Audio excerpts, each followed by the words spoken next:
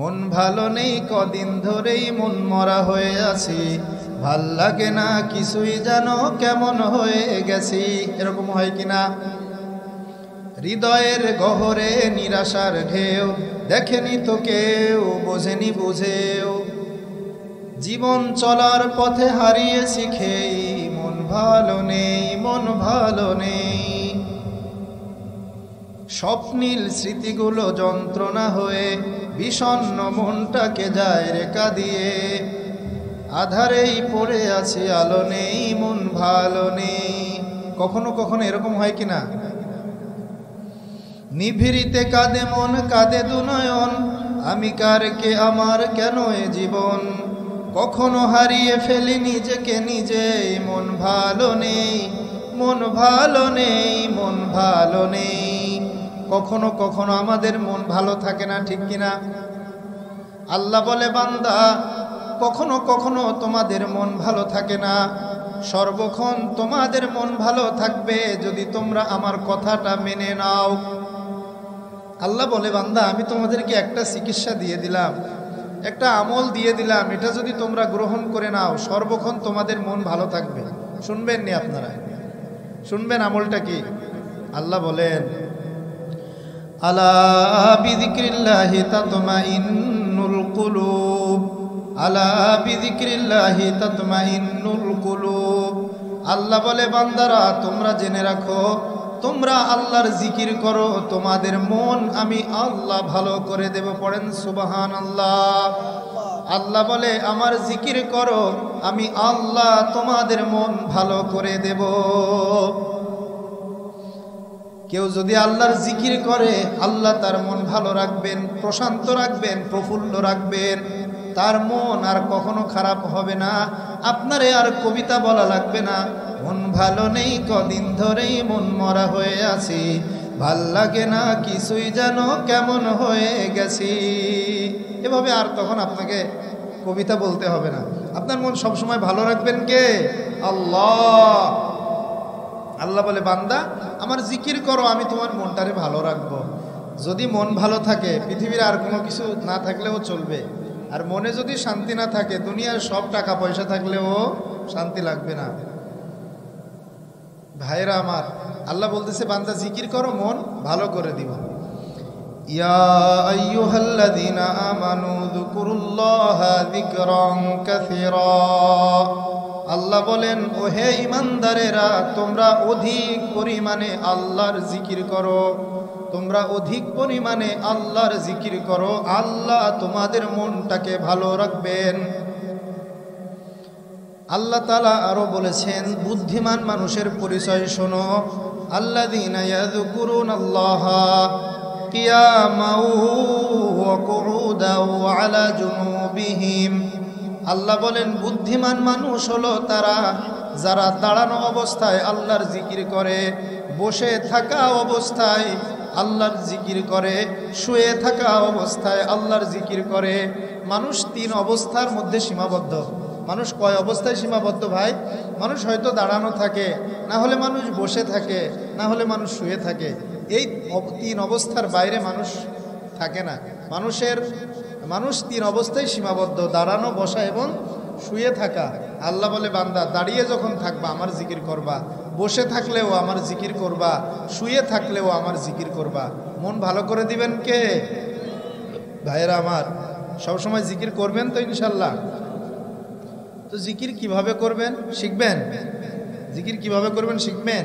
আল্লাহ বলেন, আল্লাহর নবী বলেন, এটা মুসনাদুল বাজ্জার হাদিস নম্বর 4535, 4535 নম্বর হাদিস, মুসনাদুল বাজ্জার। ক্বালা রাসূলুল্লাহ সাল্লাল্লাহু আলাইহি ওয়াসাল্লাম, আরবাউন আহাব্বুল কালাম। চারটি বাক্য আল্লাহর কাছে বড় পছন্দনীয়। সুবহানাল্লাহ, ওয়ালহামদুলিল্লাহ, আল্লাহু আকবার, ওয়ালা হাওলা ওয়ালা কুওয়াতা ইল্লা বিল্লাহ, লা ইয়াদুররুকা বিআইয়িহিন্না বাদাতা। এক নম্বরে সুবহানাল্লাহ, দুই নম্বর আলহামদুলিল্লাহ, তিন নম্বর আল্লাহু আকবার, চার নম্বরে লা ইলাহা ইল্লাল্লাহ। রসুল বলেন এই চারটি বাক্য দিয়ে তোমরা আল্লাহর জিকির করবে দাঁড়ানো অবস্থাতেও সুবহানাল্লাহ, আলহামদুলিল্লাহ, আল্লাহু আকবার, লা ইলাহা ইল্লাল্লাহ, বসে থাকা অবস্থাতেও শুয়ে থাকা অবস্থাতেও। বলে হুজুর আগে কি সুবহানাল্লাহ বলবো নাকি আলহামদুলিল্লাহ? রসুল বলেন যেইটারে মনে চায় আগে বলবা, কোনো অসুবিধা নেই। আপনাদের যার যেটা আগে বলতে মনে চায় বেশি সেটাকে আগেই বলবেন। সবসময় জিকির করবেন তো ইনশাল্লাহ। মন ভালো করে দিবেন কে ভাই? মন ভালো করে দিবেন কে? আল্লাহ। আল্লাহর জিকির করি। यादों में तेरे सबको भुला दो, कोई न मुझको याद रहे। यादों में तेरे सबको भुला दो, कोई न मुझको याद रहे। तुझ पे सब घर बार लुटा दो, खाना ये दिल आबाद रहे। मेरे इला सब खुशियों को आग लगा दो, सब खुशियों को आग लगा दो। गम से तेरे दिल शाद रहे। अब तो रहे नजर से अपनी सबको गिरा दो, नजर से अपनी सबको गिरा दो। तुझसे फकत फरियाद रहे। अब तो रहे बस्ता दो में आखिर, अब तो रहे बस्ता दो में आखिर। बिरदे ज़बा आई मेरे इला, ला इलाहा इल्लल्लाह। আমার সাথে একটু বলেন লা ইলাহা ইল্লাল্লাহ, লা ইলাহা ইল্লাল্লাহ, লা ইলাহা ইল্লাল্লাহ, লা ইলাহা ইল্লাল্লাহ। यादों में तेरे सबको भुला दो, कोई न मुझको याद रहे। আল্লাহ তোমার ধ্যানে তোমার জিকিরে আমি এমন ভাবে নিমগ্ন হয়ে যাব দুনিয়ার সব কিছু আমার মন থেকে হারিয়ে যাবে। तुझ पे सब घर बार लुटा दो, खाना ये दिल आबाद रहे। আল্লাহ তোমার প্রেমে আমি ঘর বাড়ি সব ত্যাগ করে দেব, আমার অন্তরের ঘরে তোমারে পেয়ে যাব। সুবহানাল্লাহ বলেন। মেরে ইলা, মেরে ইলা ও আল্লাহ। আল্লাহরে ডেকে কি বলতেছে দেখেন। सब खुशियों को आग लगा दो, गम से तेरे दिल शाद रहे। আমার দুনিয়ার জীবনের সব খুশি আনন্দকে আমি আগুন দিয়ে পুড়িয়ে দেব, আমার সব খুশিতে আমি আগুন লাগিয়ে দেব। শুধু তোমার প্রেমের আনন্দ নিয়েই আমি জীবন পার করতে চাই। নজর সে আপনি সবকো গিরা দো, तुझसे फकत फरियाद रहे। আমি সব কিছু থেকে আমার দৃষ্টি ফিরিয়ে নিলাম, আমার যা কিছু চাওয়া পাওয়া সব আল্লাহ তোমার কাছে। কার কাছে চাইব? বাবার কাছে চাইব না, মায়ের কাছে চাইব না, সন্তানের কাছে চাইব না, এমপি মন্ত্রীর কাছে চাইব না, প্রধানমন্ত্রীর কাছে চাইব না। সব কিছু থেকে দৃষ্টি ফিরিয়ে আল্লাহর দিকে দৃষ্টি দিব। আল্লাহ শুধু তুমি দেওয়ার মালিক। अब तो रहे बस्ता दो में आखिर, बिरदे ज़बा आई मेरे इला। আমার শেষ নিঃশ্বাস পর্যন্ত আমার জবানে জারি থাকবে লা ইলাহা ইল্লাল্লাহ, লা ইলাহা ইল্লাল্লাহ। মন ভালো নেই কদিন ধরে, মন মরা হয়ে আছি, ভাল লাগে না কিছুই যেন কেমন হয়ে গেছি। আর মন খারাপ থাকবে না সর্বক্ষণ যদি আমি আর আপনি আল্লাহর জিকির করি। আল্লাহ আমাদের অন্তরাত্মায় প্রশান্তি দিয়ে দিবেন। পড়েন সুবহানাল্লাহ। ভাইরা আমার, আমি আজকে আপনাদের সামনে আলোচনা করব সূরাতুল কসাসের 76 থেকে 82 নম্বর আয়াত পর্যন্ত। সূরাতুল কসস 76 নম্বর আয়াত থেকে 82 নম্বর আয়াত পর্যন্ত আপনারা থাকবেন ইনশাআল্লাহ। এই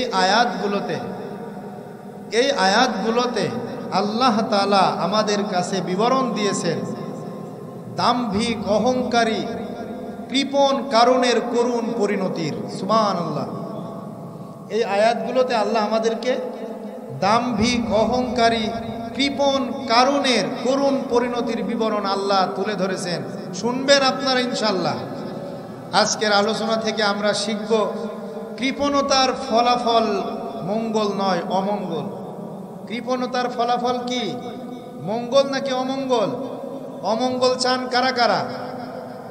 তাহলে কৃপণতা করা যাবে না। কারণের এই ঘটনা থেকে শিক্ষা গ্রহণ করেন পৃথিবীর কৃপণেরা। কৃপণতার ফলাফল কখনো মঙ্গল নয়, অমঙ্গল হয়। আল্লাহ বলেন, ইন্না কারুনা কানা মিন কওমি মূসা ফাবাগা আলাইহিম। আল্লাহ বলেন, মূসা নবীর সম্প্রদায়ের এক ব্যক্তি, নাম তার কারুন। কি নাম? মূসা নবীর সম্প্রদায়ের এক ব্যক্তি, নাম তার কারুন। ফাবাগা আলাইহিম। এই কারুন তার স্বজাতির মানুষের সামনে অহংকার প্রদর্শন করলো। সে কেন অহংকার করতে লাগলো? আল্লাহ বলেন, ওয়া আতাইনাহু মিনাল কুনুজি মা ইন্না মাফাতিহাহু লাতানু বিল উসবাতি উলিল কুওয়া। আল্লাহ বলেন, আমি তাকে অসংখ্য ধনভাণ্ডার দিয়েছিলাম, আমি তাকে প্রচুর ধনকূপ দিয়েছিলাম, আমি তাকে এত ধনভাণ্ডার দিয়েছিলাম যে তার ধনভাণ্ডারের চাবিগুলো বহন করতে কয়েকজন শক্তিশালী পুরুষের জন্যেও কষ্টসাধ্য ছিল। সুবহানাল্লাহ। তাফসিরুল কুরতুবিতে এসেছে এই চাবিগুলো ছিল উটের চামড়া কিংবা গরুর চামড়ার তৈরি। ভাইরা আমার, লোহার তৈরি চাবির ওজন বেশি নাকি চামড়ার তৈরি চাবির ওজন বেশি?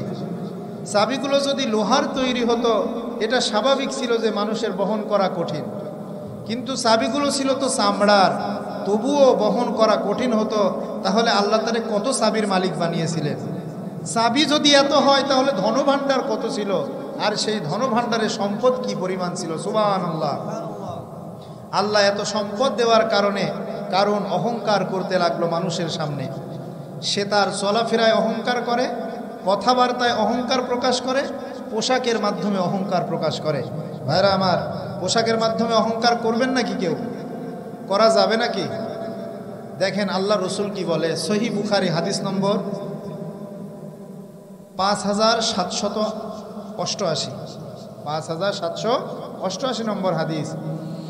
আন আবি হুরায়রাতা আন্না রাসূলুল্লাহ সাল্লাল্লাহু আলাইহি ওয়াসাল্লাম লা ইয়ানজুরুল্লাহু ইয়াওমাল কিয়ামা ইলা মান জাররা ইজারহু বাতারা।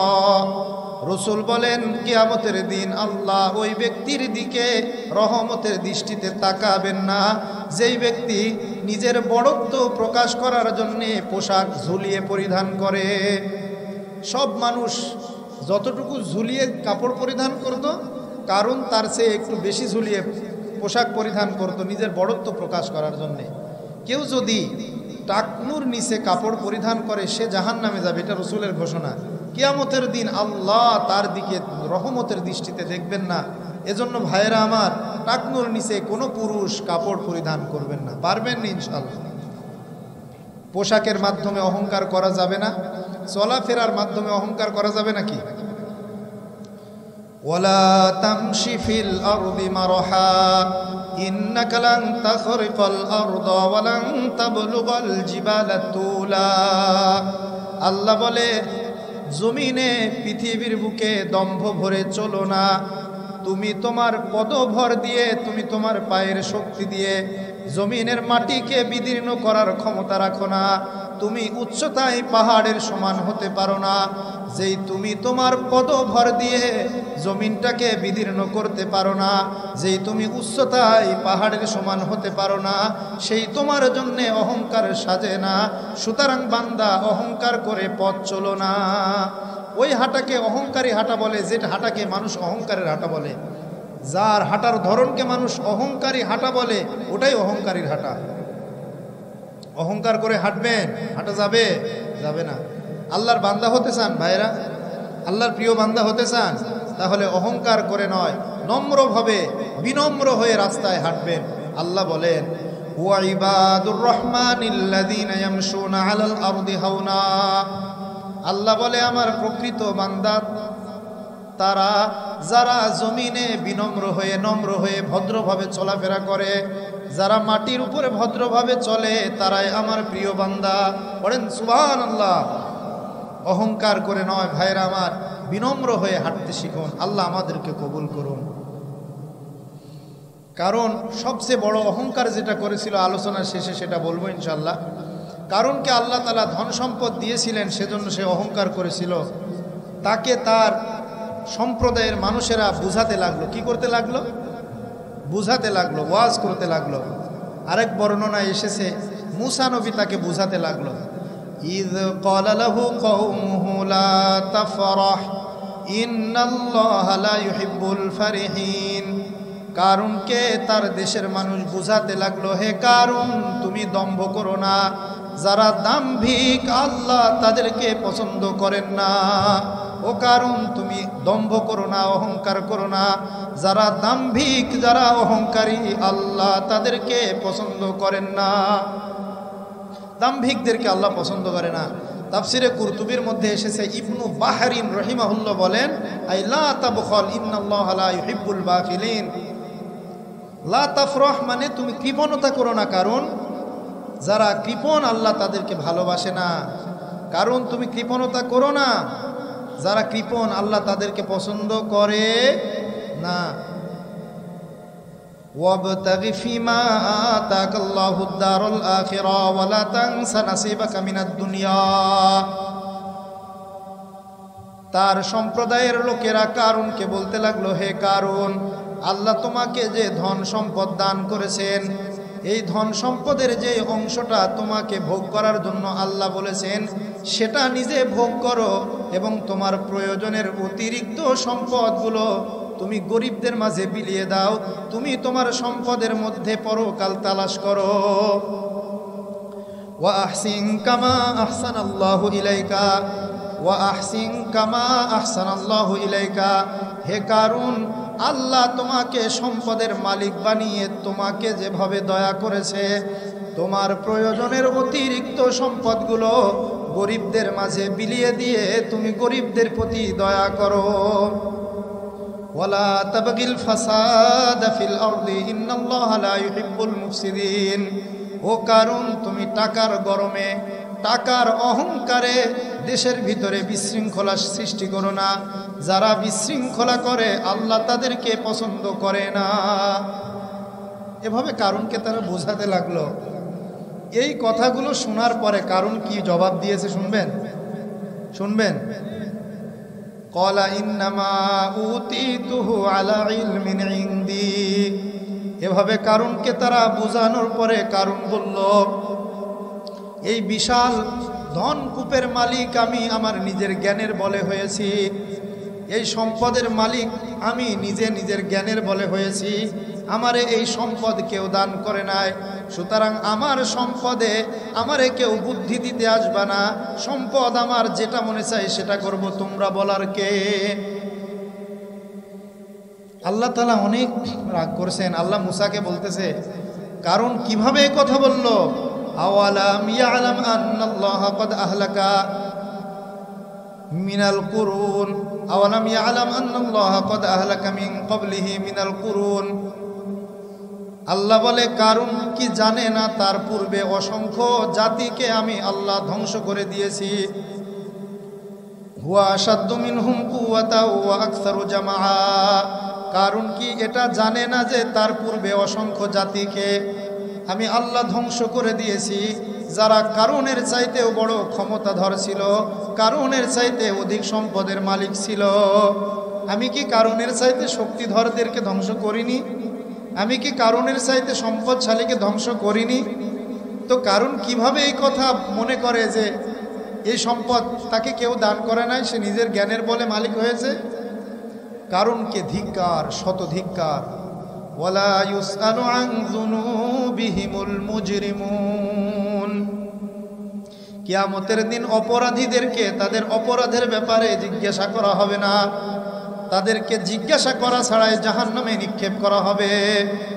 অপরাধীদেরকে অপরাধের ব্যাপারে জিজ্ঞাসা করা ছাড়াই জাহান্নামে নিক্ষেপ করা হবে। নাউযুবিল্লাহি মিন যালিক। কারণ জিজ্ঞাসা করার কি আছে? তাকে তো তার আমলনামা দিয়েই দেওয়া হবে।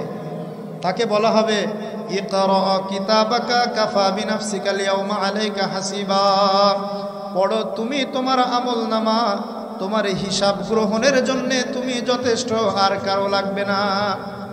আমাদের সামনে আমলনামা দিয়ে দিবে, যা যা করছিলাম সব কিছু আমাদের সামনে চলে আসবে।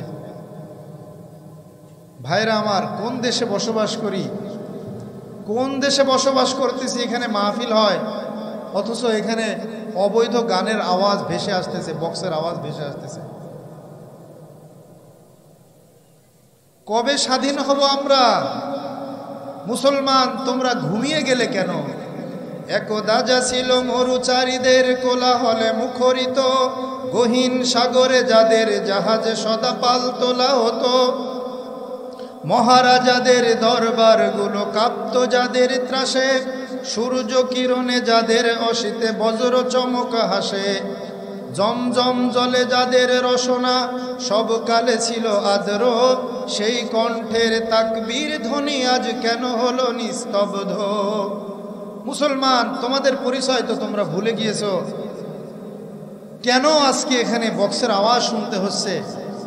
এদের বিরুদ্ধে তো জিহাদে অবতীর্ণ হওয়া দরকার, এদের বিরুদ্ধে তো জিহাদে অবতীর্ণ হওয়া দরকার। কি বলেন আপনারা? ভাইরা আমার, অন্যায়ের বিরুদ্ধে যদি কথা বলতে না পারে সেটা ঈমান নয়, সেটা নেফাক। যারা অন্যায়ের বিরুদ্ধে কথা বলতে পারে না তারা ঈমানদার নয়, তারা মুনাফিক। আপনারা কি মুনাফিক হতে চান নাকি ঈমানদার? সুতরাং তৈরি হও মুসলমান। অন্যায় দেখবা যেখানে, প্রতিবাদ হবে সেখানে। অন্যায় দেখবা যেখানে, প্রতিবাদ করবা সেখানে। বাতিলের দুর্গ ধ্বংস করে দাও, হকের পতাকা, হকের ঝান্ডা আকাশে উড়িয়ে দাও। পারবেন ইনশাআল্লাহ? আল্লাহ আমাদের জান মালকে কবুল করুন, আমিন পড়েন। আমরা জিহাদ ভুলে গিয়েছি, এজন্য আমাদেরকে মার খেতে হচ্ছে। আপনারা সবাই কি একমত আছেন? বাংলাদেশে ইসকনকে নিষিদ্ধ করা দেখতে চাই। ততক্ষণ আমাদের রক্ত শান্ত হবে না যতক্ষণ ইসকনকে নিষিদ্ধ করা দেখতে পারবো না। বাংলাদেশ ইসলামের দেশ, ভারতের অঙ্গরাজ্য নয় যে এখানে ভারতের কথায় আমাদেরকে চলতে হবে। রসুল বলেছেন তোমাদের শেষ যুগে গজওয়াতুল হিন্দ হবে, ভারতে যুদ্ধ হবে মুসলমান আর বেঈমানদের। ওই যুদ্ধে যারা শহীদ হবে তারা জান্নাতে যাবে। আর যদি কেউ ওই যুদ্ধ থেকে মুক্ত হয়ে যায়, ফাআনা আবু হুরায়রাতাল মুহাররার, আমি জাহান্নাম থেকে মুক্তি প্রাপ্ত আবু হুরায়রা। বলেন সুবহানাল্লাহ। সুতরাং মুসলমান, ঘুমিয়ে থাকলে চলবে না। খ্যাক শিয়ালের হুক্কা হওয়ায় বুকে কাঁপন উঠলে চলবে না। তুমি সিংহের জাতি, তোমাকে গর্জন দিতে হবে।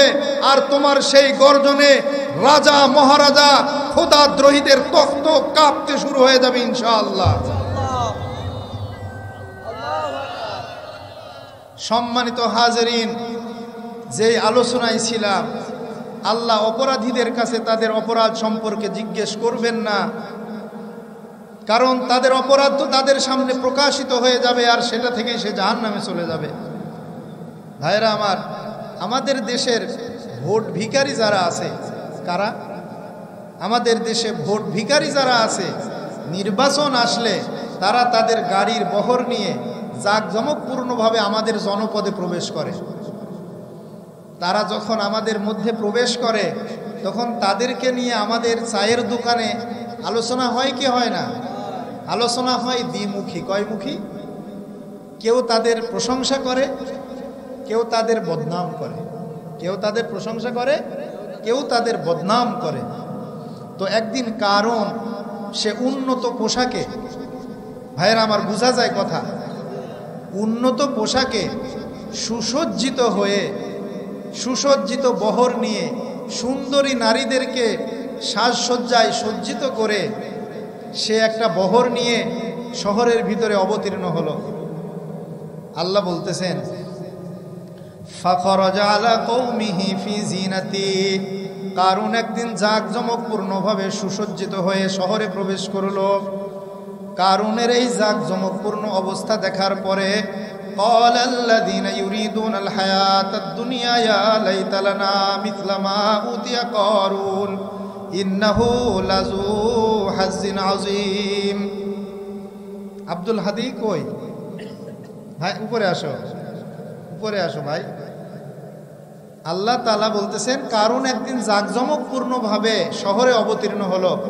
কারুনকে দেখার পরে ভাইরা আমার, قال الذين يريدون الحياة الدنيا يا ليت لنا مثل ما أوتي قارون, দুনিয়া লোভী লোকগুলো কারুনের রাজকীয় অবস্থা দেখে, জাঁকজমকপূর্ণ অবস্থা দেখে বলতে লাগলো, ইয়া লাইতা লানা মিসলা মা উতিয়া কারুন, আমরা হতভাগা, হাই আমাদেরকে যদি কারুনের মতো সম্পদ দেওয়া হতো তাহলে কতই না ভালো হতো। ইন্নাহু লাযু হাজ্জিন আযীম, কারুন মহা সৌভাগ্যবান। ইন্নাহু লাযু হাজ্জিন আযীম। ক্বালা আল্লাযীনা উতুল ইলমা ওয়াইলাকুম সাওয়াবুল্লাহ খায়রুল লিমান আমানা ওয়া আমিলা সালিহা ওয়া লা ইউলাক্কাহা ইল্লাস সাবিরুন। কারুনকে দেখার পরে দ্বিমুখী আলোচনা শুরু হলো। এক শ্রেণীর লোকজন বলতে লাগলো, যারা দুনিয়া লোভী, তারা বলতে লাগলো কারুন মহা সৌভাগ্যবান, কারুনের মতো সম্পদ যদি আমাদেরকে দেওয়া হতো কতই না ভালো হতো। আর এক শ্রেণীর মানুষ, আল্লাহ যাদেরকে জ্ঞান দান করেছেন, এই জ্ঞানী মানুষগুলো বলতে লাগলো, ওয়াইলাকুম সাওয়াবুল্লাহি খায়র লিমান আমানা ওয়া আমিলা সালিহা, তোমাদেরকে শতবার ধিক্কার হে দুনিয়া লোভী লোকেরা, দুনিয়ার অর্থ সম্পদ থাকাটা উত্তম নয়, শ্রেষ্ঠ হলো সৎ কর্মশীল ইমানদারদেরকে আল্লাহ যেই পুরস্কার দিবেন সেটাই শ্রেষ্ঠ, সেটাই উত্তম। আর আল্লাহর শ্রেষ্ঠ পুরস্কার শুধুই তারাই পাবে যারা ধৈর্যশীল, শুধু তারা আল্লাহর পুরস্কার পাবে যারা ধৈর্যশীল। যারা কি ভাই? ধৈর্যশীল হওয়ার চেষ্টা করবেন তো ইনশাআল্লাহ। এখন কারণ সে মুসা নবীর সাথে হিংসা করতে লাগলো। কি করতে লাগলো? হিংসা করতে লাগলো। মুসা নবী আলাইহিস সালামের উপরে আল্লাহ একটা আইন নাজিল করলেন। কি করলেন?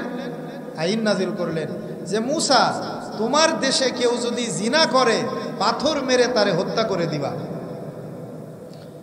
ইবনে আব্বাস রাদিয়াল্লাহু আনহুমা বলেন, আন তাফসীরে কুরতুবী থেকে বলছি, আন ইবনে আব্বাসিন রাদিয়াল্লাহু তাআলা আনহুমা قال লাম্মা আমারাল্লাহু তাআলা বিরজমিজ জানি, আল্লাহ মুসা নবীর উপরে আইন নাজিল করলেন, মুসা যারা জিনা করবে তাদেরকে পাথর মেরে হত্যা করে দাও।